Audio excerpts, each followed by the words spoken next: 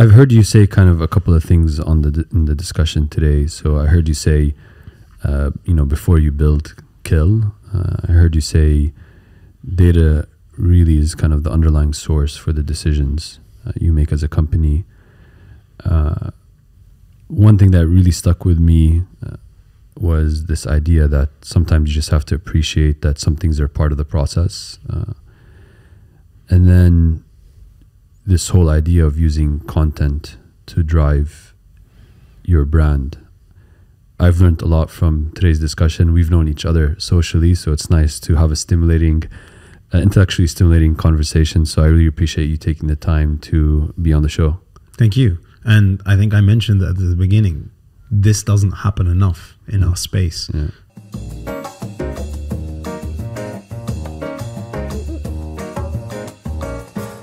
Welcome to another episode of Talks with T. I'm very lucky today to have Philip Bahoshy, who's the co-founder and CEO of Magnitt, with us today. Thanks for joining the show. Thank you. Thank you for having me. Excited. How would you describe Magnitt for someone who is living under a rock in the tech world and has never heard of it? I think it's interesting because it's changed a lot from what it was and what it is now. We now consider ourselves to be the largest verified venture capital data platform that does research and analytics. Very different to what people perceived us to be, which was a media or newsletter. We now have a pure SaaS platform that helps decision makers identify startups, benchmark deal terms, market size, the state of the venture capital ecosystem. And we now cover Africa, the Middle East, Pakistan, Turkey, and we're expanding into Southeast Asia. So ultimately the emerging market space that we want to focus on. So it's a venture capital data platform. Nice. I'm sure it took some time to get the clarity around where you were going and what your North Star was. Talk to me a little bit about kind of the journey to get there. Yeah, I mean, it's been about 7 years of kind of meandering, pivoting. I think that I did a business presentation for the team, and I think that in 7 years, I pivoted probably about 5-6 times that people may not have realized. Starting off, the origins was to connect founders and entrepreneurs, and people still think that we're trying to connect the two together. Underlying all of that was data is the essence of any ecosystem. And the truth of the matter is that we live in an environment where there is no data, or a lack of credible, reliable, consistent data in the venture capital or even in the private company space. At the beginning, we tried everything. There was a job board, there was a messaging board, there was a Tinder-like interface that connected the two people together. Yeah. What created some credibility and ultimately what kickstarted us is when we started doing the research, when we started putting out content that benchmarked MENA. Nobody was able to quantify it. People talked about it. I would hear other protagonists talking on stage and throwing out numbers, and I was like, yeah, those aren't necessarily right or wrong, or what are they? What's the source of this? Because international players weren't focused on this space. And so what we began to hone into is that's the sweet spot: data, research, analytics. And in the last couple of years, we realized even more that it's not necessarily the retail proposition, it's who can pay for this. And it's governments, corporates, consultants, venture capitalists, big tech companies. And really the whole interface and everything that we've been kind of focused on is how can we better educate, support the decision makers of those organizations. And that was a lot of the journey. Yeah. Yeah. And I guess it's pivoting. I can relate to it because if I think about Bayzat, we're on our third pivot. I keep saying it's probably the last one, but I'm not sure if that's the case.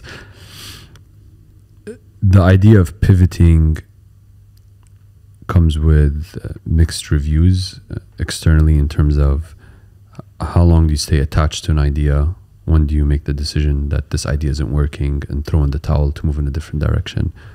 I'd love to hear about some pivots, memorable pivots that come to mind, and the inner dialogue you had to have, the dialogue you had with the team, and in retrospect, kind of analyzing.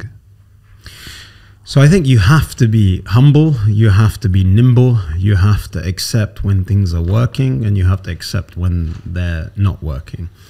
I was fortunate. I did the 500 startups growth program, and that was a 6-week program. And one of the things that they taught us in that program is before you build, you kill. And when they asked, or we asked, how do you choose? They say the numbers don't lie. So for instance, we had got to a point where we were trying to do a LinkedIn for startups. That was the second pivot, was to create this community-based approach where people could interact. You had a job board, you had a perks board, i.e. you could go and get AWS credit, get a Bezad credit, etc. You had the directories, you had a messaging service, you could apply to investors using your profile. And one of the gentlemen on the program, the mentor, said, by the end of the day, I want one of the features to be killed. And I want you to come and tell us what that is. And we sat there saying, no, but we can't kill it. This is what they want. This is what they want. And he says, go to Google Analytics, look back 6 to 12 months. What site traffic do you get? What value does it create? What's the ROI for the business? And then take a decision. And so we looked at how many startups applied to investors, how many startups applied for jobs or posted jobs, and this perks, which huge amount of time going out, getting them, negotiating them, putting them, how many people applied to these freebies on the platform. And the truth of the matter is you go back 6 months, and although you think that it's a nice to have, there was about 10% of any of the traffic to the perks compared to 50% or 40% of the jobs, and then the rest all going to the application for investors. And so in the end, while we thought that startups want help and they want something that's free, the numbers proved waste of time. Kill it. That is time that the guy who's going and negotiating these things doesn't have to do anymore. That is time that the tech team needs to develop and continue to upload and change. Now we can think of a new feature. And to be fair, COVID really accelerated that. I remember in the midst of COVID, when we were all sitting at home, my CTO, Dana, literally said, we got to be efficient here. And what's the ROI on anything on the platform? Before we build any new feature right now, what is it that we need to kill? Because we're all about being efficient in what it is that we're doing.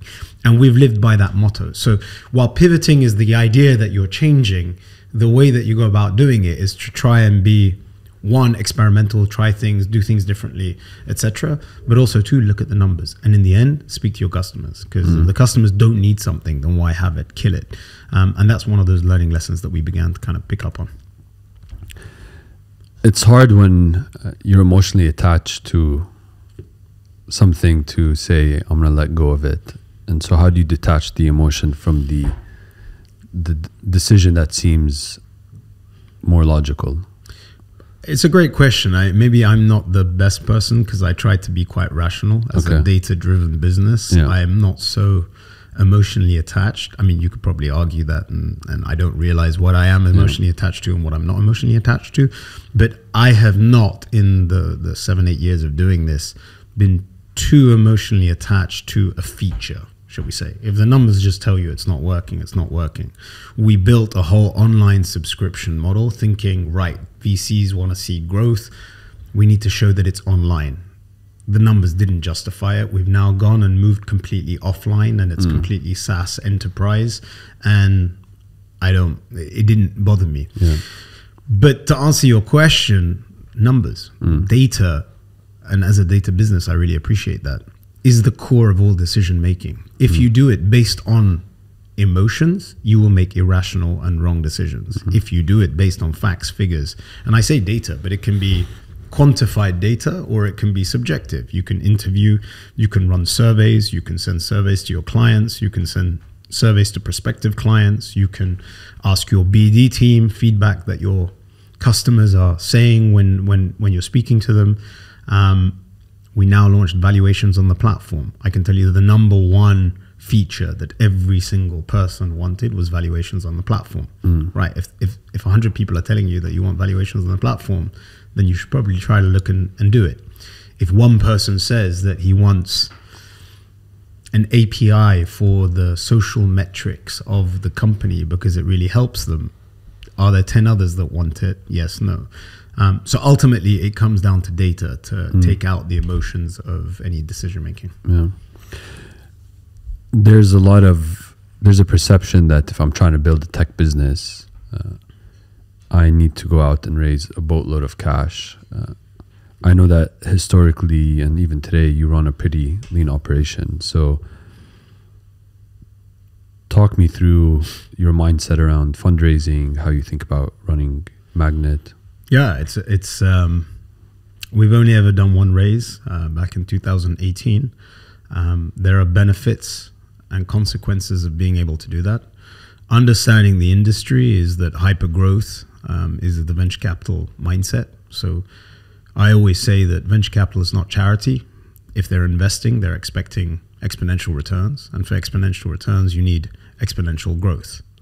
But there's certain business types that are long tail. Data as a business is a much more long tail business, especially when you're going into the enterprise and SaaS space. So we've been very efficient in the way that we've been operating, and everything that I just alluded to in terms of being ROI focused, data focused, etc., is key. And almost in the last 2-3 years, there was a lot of criticism for you're not growing fast enough, you're not being aggressive enough, etc. And then when things flip, then everyone's like, oh wow, it's great to be efficient, and actually you're in a good position, and you've learned the hard way. So it's circumstantial. I do appreciate that if you are taking VC money, then the name of the game is exponential growth, which is why we've only ever done it once. And then the investors seem to be somewhat satisfied with, like, this guy knows what he's doing, so we'll leave it. But the consequences of that is that you can't be hiring aggressively continuously. We've had to become very efficient with who we hire, how we hire. The team is everything. I was told recently, or I know that it's a people business. You're ultimately only as good as the team that you have. And I really adore and appreciate all of the team that we have. But in the end, the team is 80% of your costs. Because as tech businesses, okay, it's office rent, there's a little bit of kind of marketing, there's a little bit of here and there, but 80% of your costs are effectively just people. And that's what you need to take care and nurture. And so when you can't be going out there and hiring 10 people for every role, which is not completely uncommon in a tech company, when you raise X million, the first thing that you're going to go and do is just hire like crazy.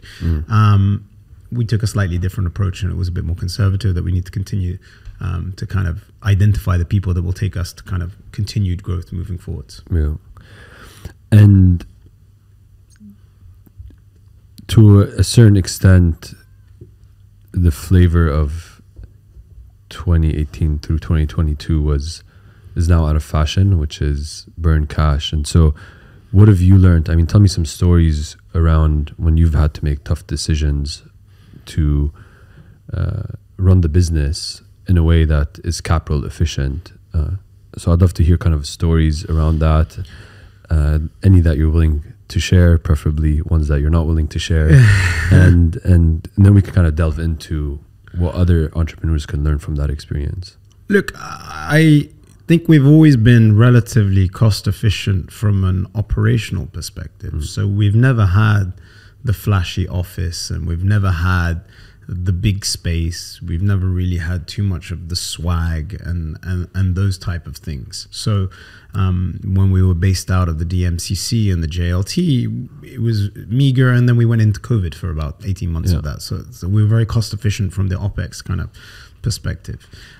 We now recently moved to the DIFC, and it's been great being part of the DIFC kind of infrastructure, but that has been an increase in cost, and that's something that's also been challenging moving forwards, given the environment that we're currently in. Marketing. This is something that people don't realize. We've not really spent anything on marketing as a company. We were just touching on it before. One of the benefits of being a data company is that the content drives the awareness. What we have tried to do is work out what's the messaging, what's the call to action, what's the ROI, what's the metric of success, how can you drive more leads, what do you do to build your brand. But the reality is, since 2018, since we've fundraised, I can tell you that it's less than 1% of any of the costs have been towards marketing as organic spending or advertising. And that's been something that's been very efficient for us. Could we potentially grow more? Maybe.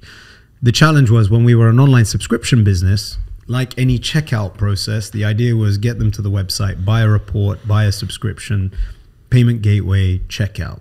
Now that we're an enterprise business, it's not. So can you spend X amount on Google Ads or LinkedIn to get a lead?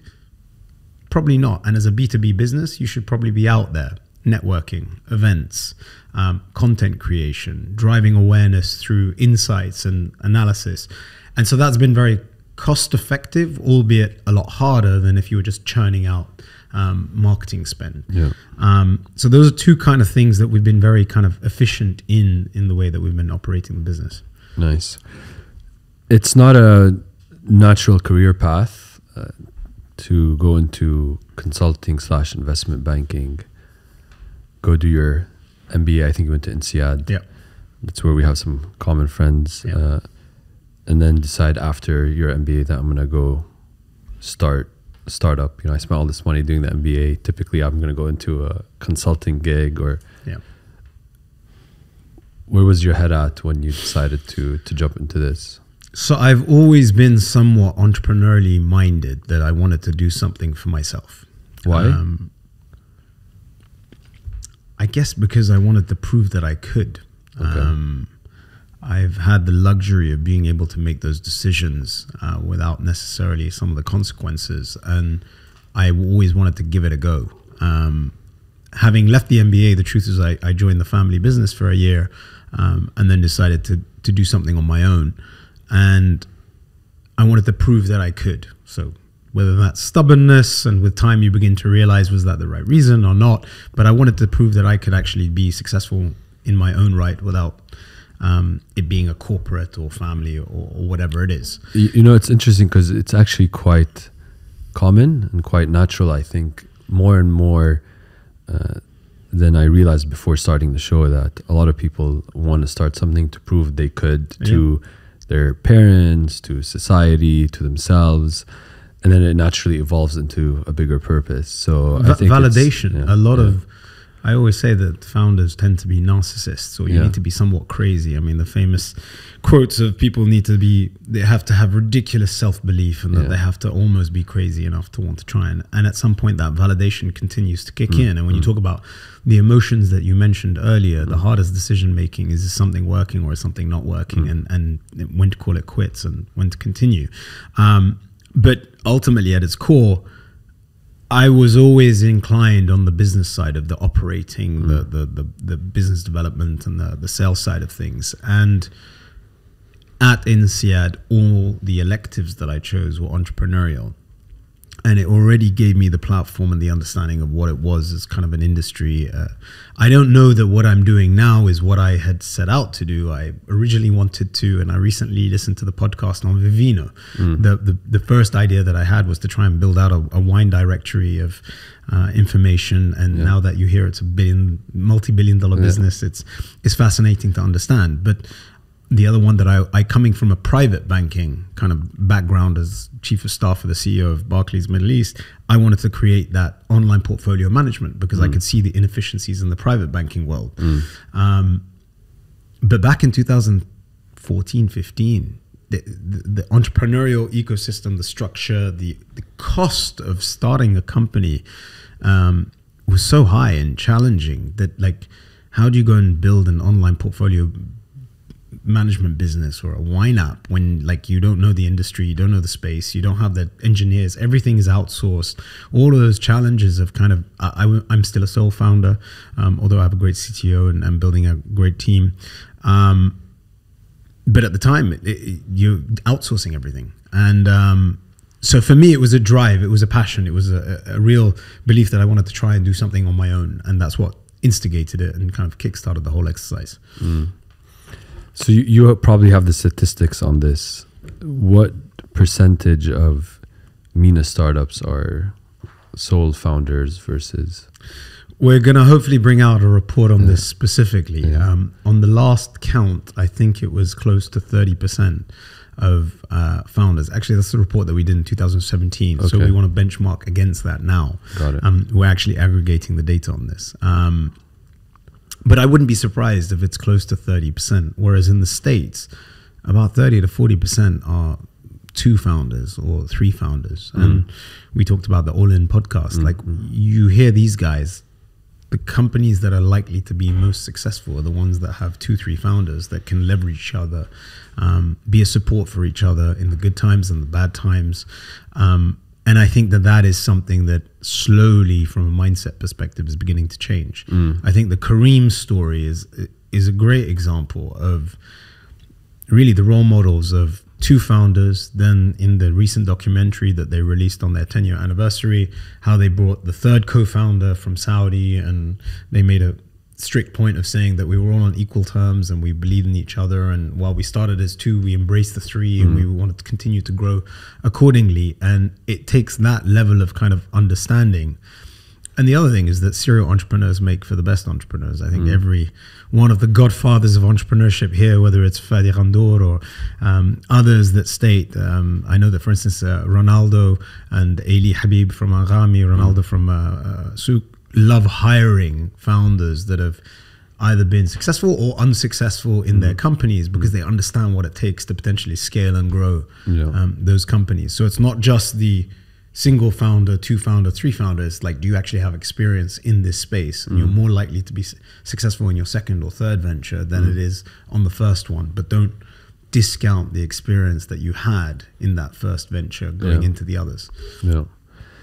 And so what's your, now in retrospect, hindsight's 2020, what are your views on being a sole founder versus having 2 or 3 co-founders? Yeah, I don't think that if I would do it all over again, it's one of those things that I now, not to say that I didn't try and find co-founders during the first 1 or 2 years of building the company, but you don't find co-founders. I mean, it's difficult. It's a really weird job application process, looking for a co-founder. Please apply here. It's always serendipitous. It's either friendship, education, work, and the best co-founders are complementary. So like, the worst thing that you do is you get people with the same skill sets starting the company. Like, you get somebody who's technologically minded, somebody who's marketing minded, somebody who's sales minded. That's like the perfect complement of 3. How do you go about finding the there's no job applications, like you said, or CVs for that. Not only that, the challenge of the region that we're operating in, at least going back 7 years ago, was that you can only be living here, or the circumstances tend to be, if you have a visa, which means you are employed. The opportunity cost of giving up that employment to start or encourage someone to join your company is huge. So you have to be super passionate about the idea, the business, to take that leap of faith. Whereas if you're in the UK or in the US, it's not a visa issue, it's an operational issue. You sit at home, you don't need the license and the working space and the visa to operate. Like, all of those things almost make it very difficult for the structure of just taking a leap of faith, quitting your job for 6 months and kind of giving it a go. And that's why finding those co-founders either have to come through work or friendship or university or serendipitously meeting at conferences and events.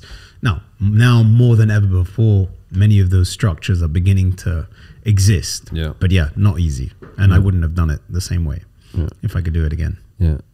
Why not? Look, I mean, there's definitely benefits. Decision making is very efficient. You're the ultimate decision maker.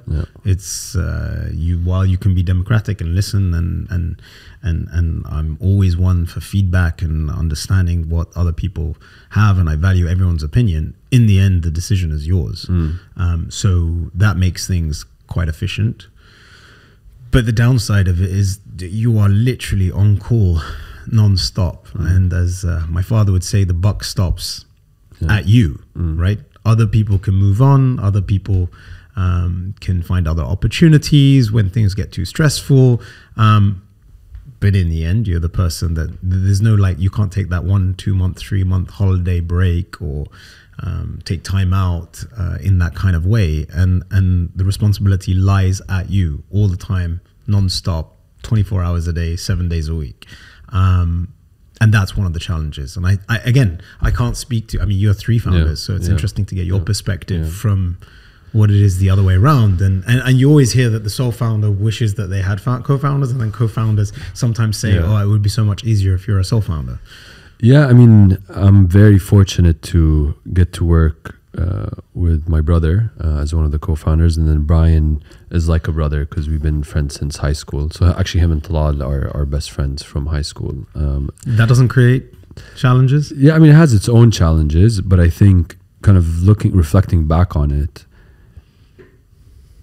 whether it's family or whether it's maybe a co-founder who's not family, I think the only way the co-foundership sustains time is if all parties are willing to put their ego at the door and willing to develop and grow. So if I think about where we were as a unit of three, 6-7 years ago, a lot of debate centered around who's right and wrong, a lot of stubbornness. And if I think about where we are today, it's really debate to find truly the best answer, right? And that may be an amalgamation of this person's initial thought, that person's thought, and the third person's thought. And actually, it's kind of 1 + 1 + 1 = 5 instead of 3. And so I think it works because everyone is willing to admit when they're wrong, which involves putting your ego at the door, and then willing to develop and learn and improve on a personal level, right?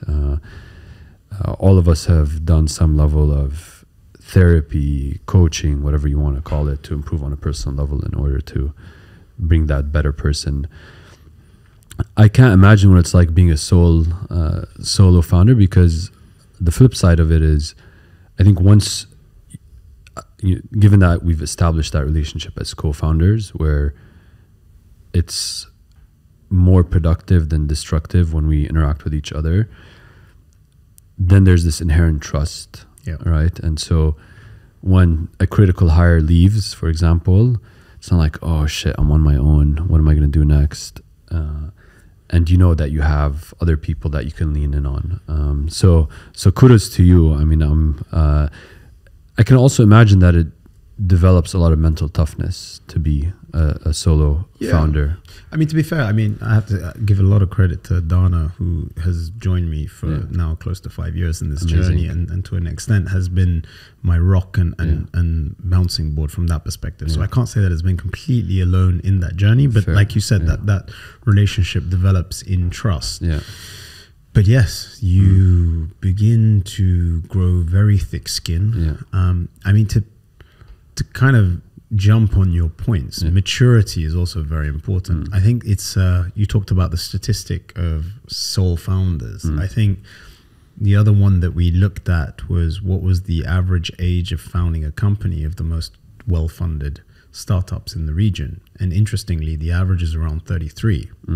That doesn't mean that these guys didn't maybe start a company beforehand, but that whole idea that you're a 21-year-old tech guy straight out of university is not necessarily true. Some of the most successful founders or businessmen or CEOs are in their 40s and 50s of companies that are being created. And it speaks to what you just said, that rationality, that maturity in decision-making process, that ability to kind of know what's right and wrong and which fight to have. Because some fights are just ego or stubbornness, and others having a longer term perspective than a decision to get you through the week is very important in that decision making process.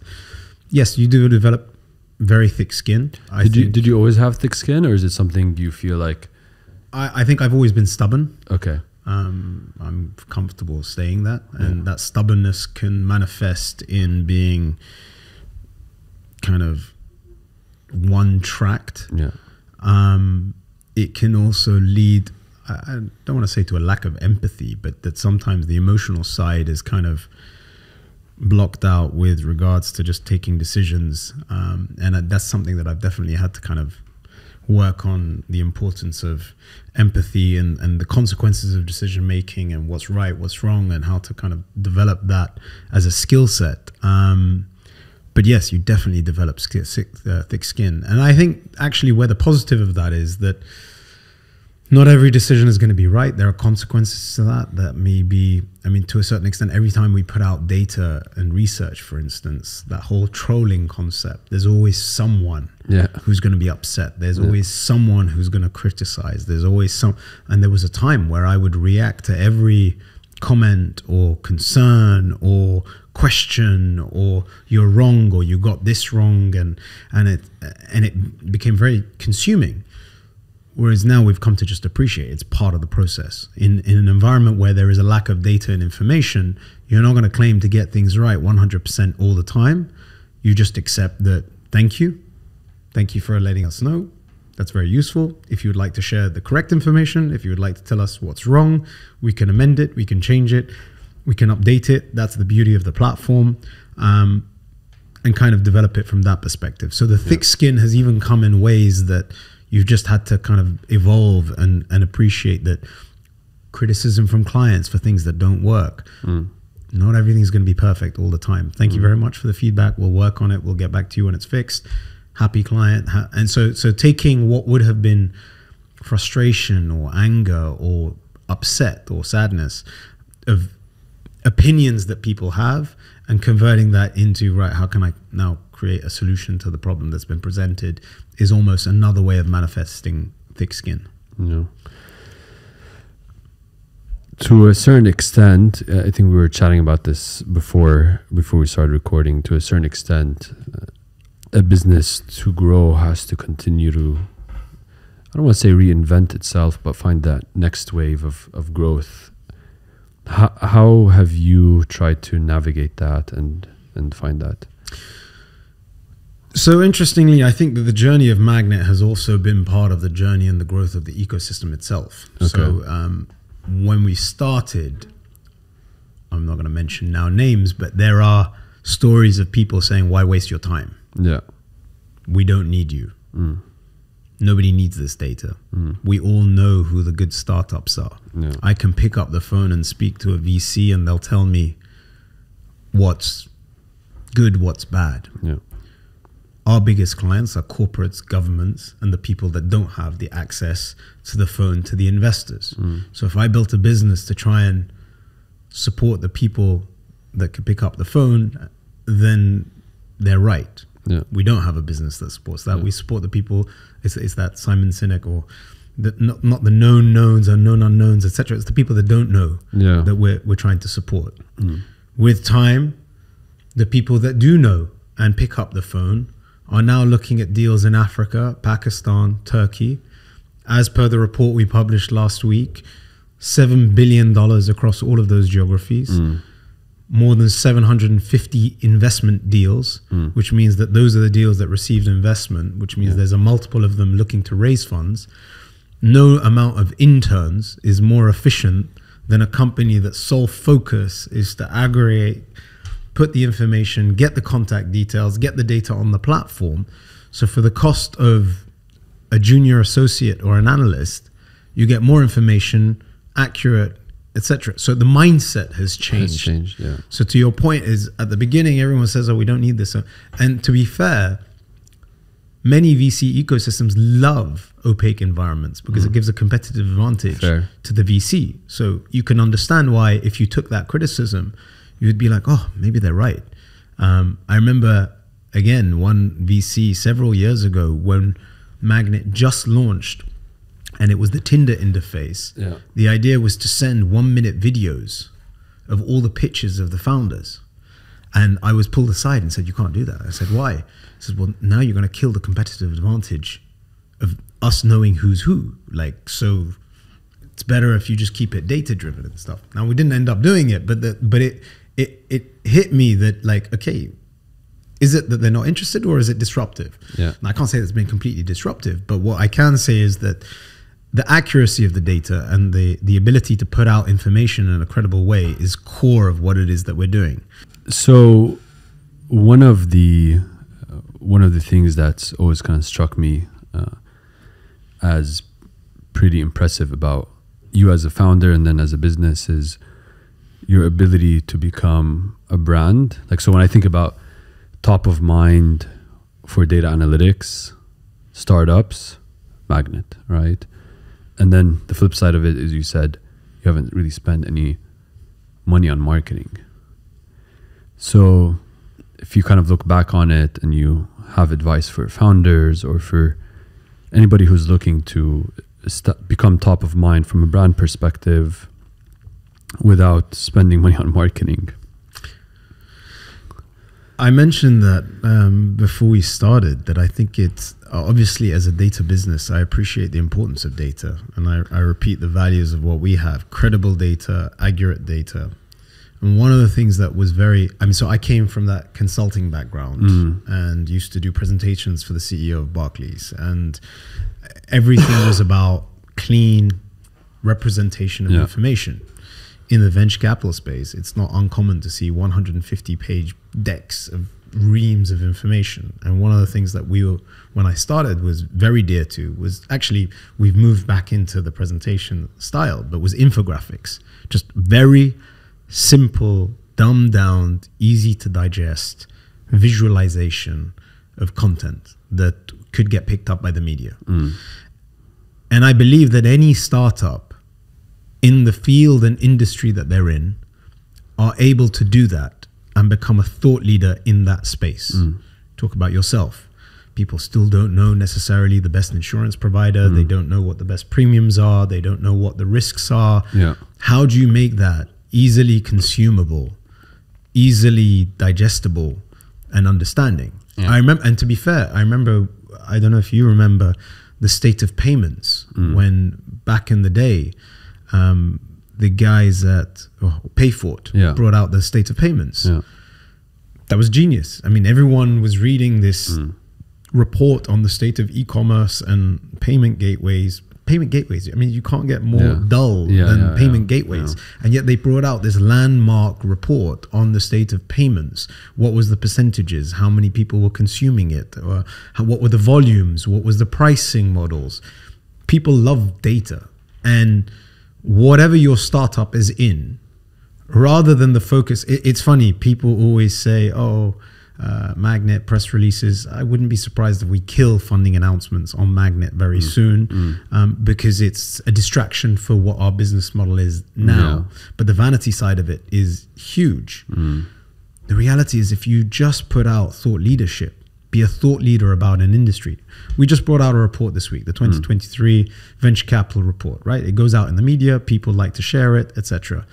Every industry could be putting out a thought piece in the first weeks of January on the state of food, on the state of education, on the state of healthcare, on the state of insurance, on the state of buy now, pay later. The trick is, how do you make it interesting and how do you make it insightful? And I guess that's what, in 7 years, when you talk about brand, is that how do you make it interesting? And now the benefit that I have is I also speak to founders. I speak to governments. I speak to investors. I consume a huge amount of information about the venture capital space. So it's subjective, but use the data to make the objectivity relevant. That's the trick in being able to make insight from the industry and the space. And what have you kind of learned along the way in terms of, so what I'm hearing you say is use the content, data, whatever you have to build your brand. And so what are some mistakes you made along the way around using that? What has been effective? What has been ineffective? That's a good question. I can't imagine every report's kind of blockbuster and kind of meets your expectations. So the goal is to become the authority. Okay. And when you become the authority, it's to maintain the authority.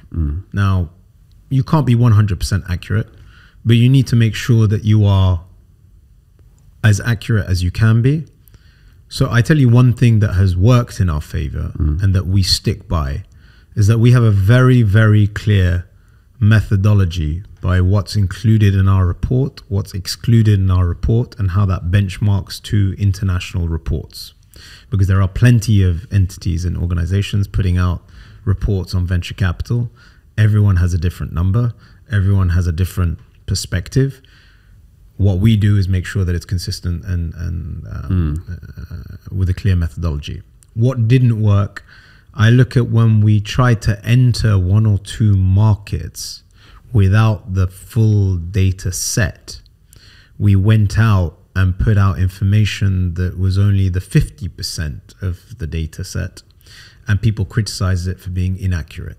So there is a chicken and egg argument of, do you enter a market before you have the data so that you can build visibility and get the data, or do you go when you're ready? And I think that there's a fine line between the two of them. So I think when we entered Pakistan and we started reporting on Turkey, we went in with an incomplete data set in the hope that we get more data.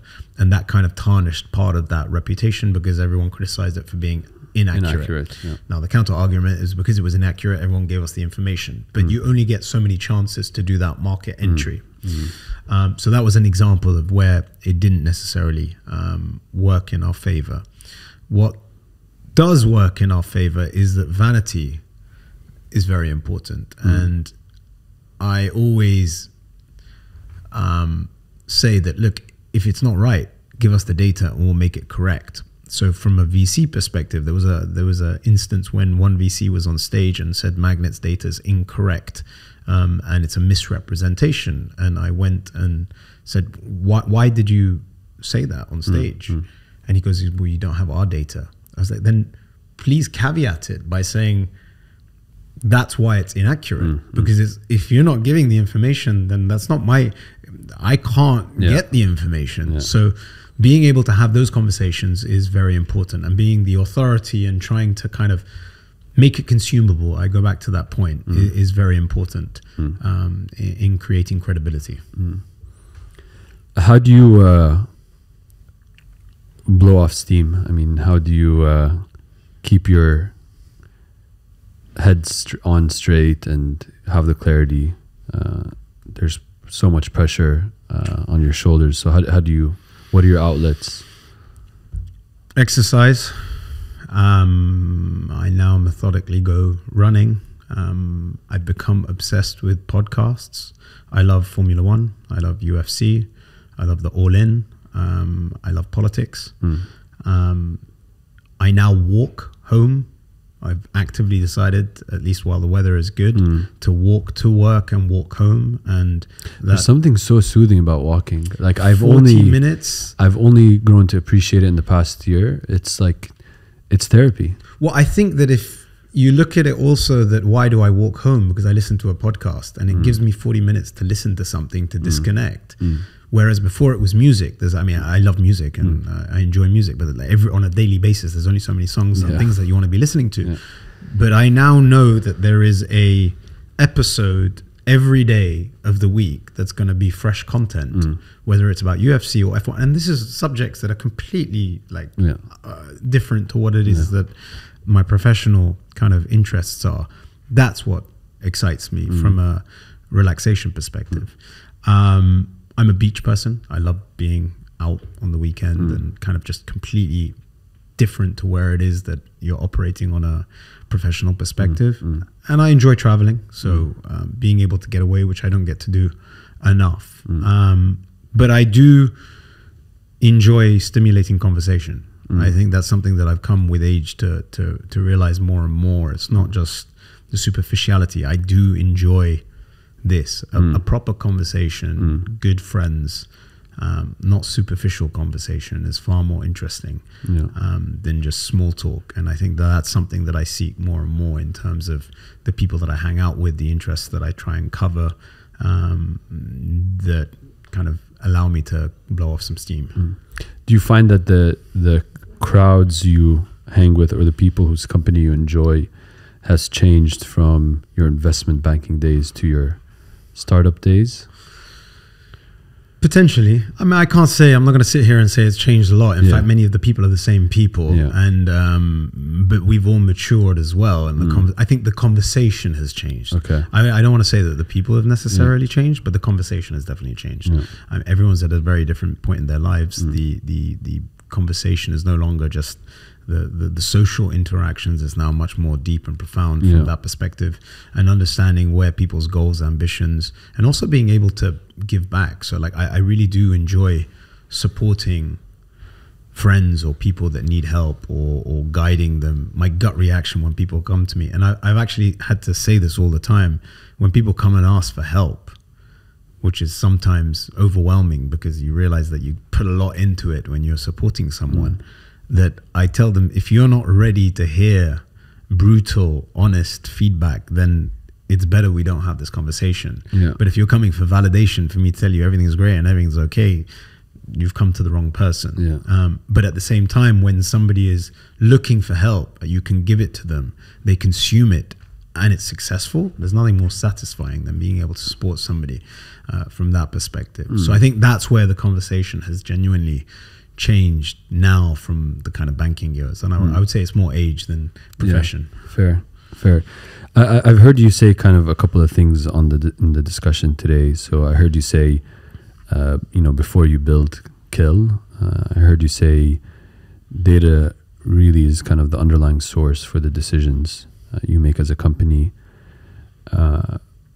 One thing that really stuck with me was this idea that sometimes you just have to appreciate that some things are part of the process. And then this whole idea of using content to drive your brand. I've learned a lot from today's discussion. We've known each other socially, so it's nice to have a intellectually stimulating conversation. So I really appreciate you taking the time to be on the show. Thank you. And I think I mentioned at the beginning, this doesn't happen enough in our space. Founders do not spend enough time speaking to each other, sharing the challenges and the opportunities, and you can all learn from each other. And I think that it's very isolating being a sole founder. It can be isolating being a co-founder. But ultimately, this engagement and learning lesson is extremely fruitful. So thank you very much for having me. And I hope it's interesting for anyone that's listening. Thanks.